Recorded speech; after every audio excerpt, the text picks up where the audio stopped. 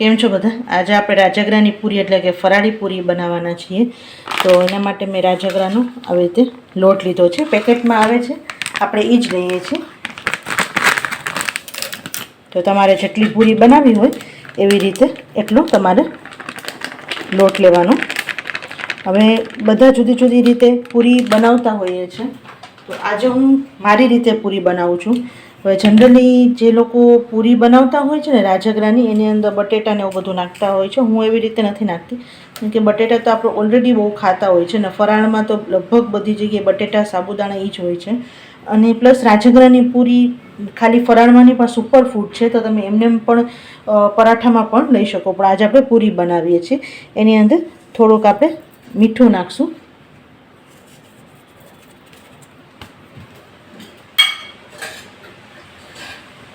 થોડુંક તેલ નાખશું મોણ માટે,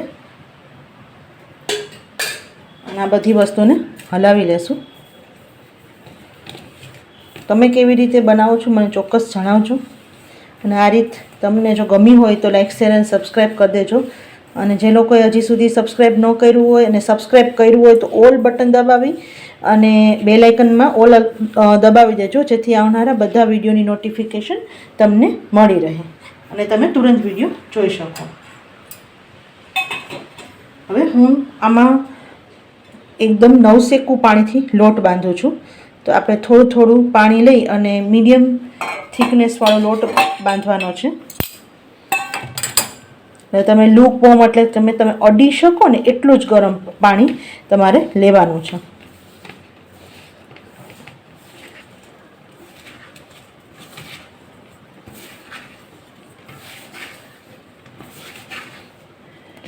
થોડુંક આપણે અડી શકીએ ને એટલું જ તમારે ગરમ પાણી લઈ અને સરસ લોટ બાંધવાનો છે. જો આપણે લોટ બાંધી લીધો છે. જો મીડિયમ થિકનેસવાળો લોટ બાંધવાનો છે, અતિ કઠણ પણ નથી બાંધવાનો. અને થોડુંક તેલ લઈ અને એને સરસ કૂણવી લેશું.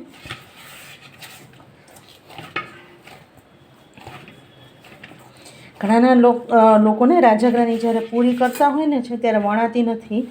તો આજે આ વિડીયો એન્ડ સુધી જોજો.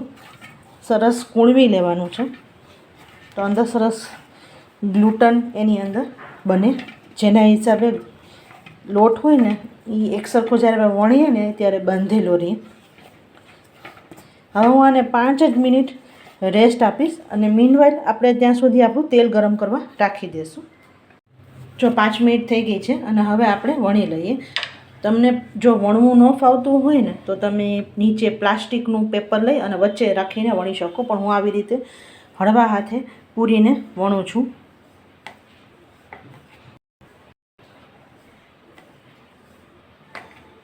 અને આ કોઈ પણ જાતના આપણે નથી કંઈ આલુ નાખ્યું કે નથી આપણે કાંઈ કોઈ એવી વસ્તુ નાખી, એમનેમ જ ખાલી રાજગરાના લોટની પ્યોર પૂરી છે. તો તમારે નાની મોટી જેવડી તમે પૂરી કરતા હોય એવડી તમારે પૂરીનું ગોયણું લેવાનું અને મીડિયમ થિકનેસવાળી વણવાની છે. એકદમ પતલી પણ નથી વણવાની અને બહુ જાડી પણ નથી વણવાની. આવી રીતે આપણે એક વણી લઈ અને આપણે હજી બીજી પણ 2-3 વણી લઈએ, પછી આપણે તળશું સાથે. એટલે સાઈડમાં તેલ આપણે ગરમ કરવા રાખી દેવાનું અને જ્યારે આપણે તળવું હોય ને ત્યારે વણતા જવાનું. અને બહુ જ સરસ સુપર ફૂડ છે.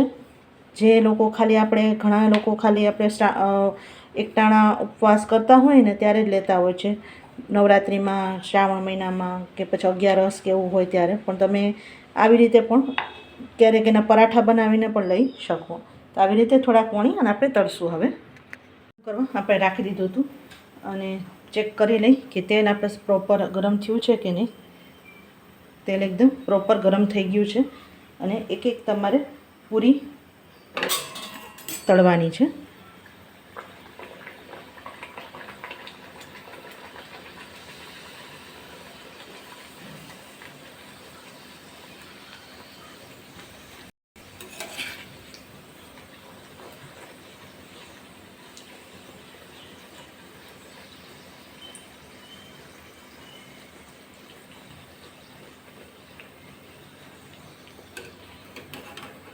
તો આપણે આ બટેટા વગરની પૂરી બનાવેલી છે.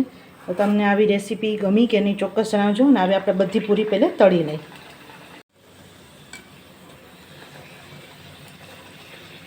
અને આવી રીતે લોટ બાંધશો ને પૂરી સરસ ફૂલાશે પણ ખરા. આપણે કોઈ પણ જાતના પ્લાસ્ટિક વગર સરસ આપણે તળી પણ શકાશે. તો એકદમ સરસ પૂરી ફૂલાઈ પણ છે.